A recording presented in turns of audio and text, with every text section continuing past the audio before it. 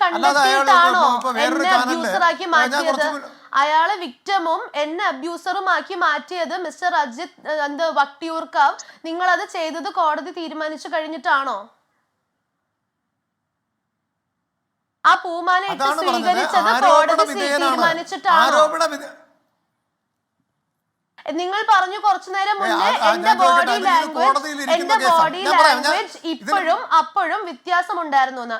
അന്ന് I was a girl who was assaulted in a moving bus for ഒരു 6 minutes every day in the news കാണുന്നതാണ് sexual അസോൾട്ടുകൾ, sexual അബ്യൂസുകൾ.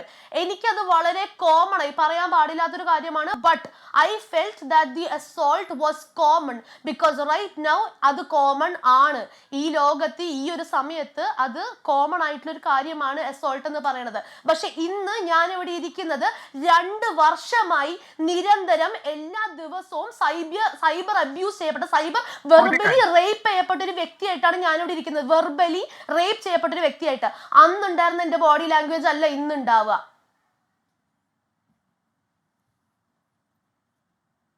ഈ rape എന്ന് പറയുന്ന റേപ്പിന്റെ അർത്ഥം എന്താണെന്ന് അറിയോ?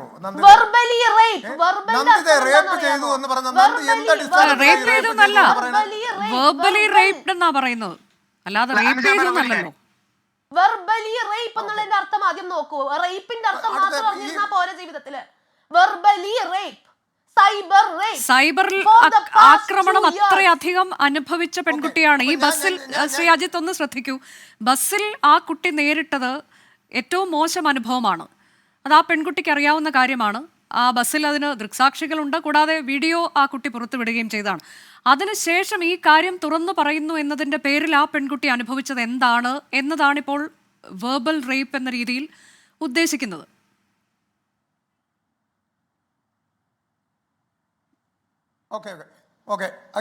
ഈ പെൺകുട്ടി ആ ബസ്സിൽ വെച്ച് ചിത്രീകരിച്ച ഒരു മനോഹരമായിട്ടുള്ള ഒരു വീഡിയോ ഉണ്ടല്ലോ, ആ വീഡിയോയിൽ എന്തുകൊണ്ട് ഈ പറയുന്ന ആരോപണങ്ങളൊന്നും ഉണ്ടായില്ല?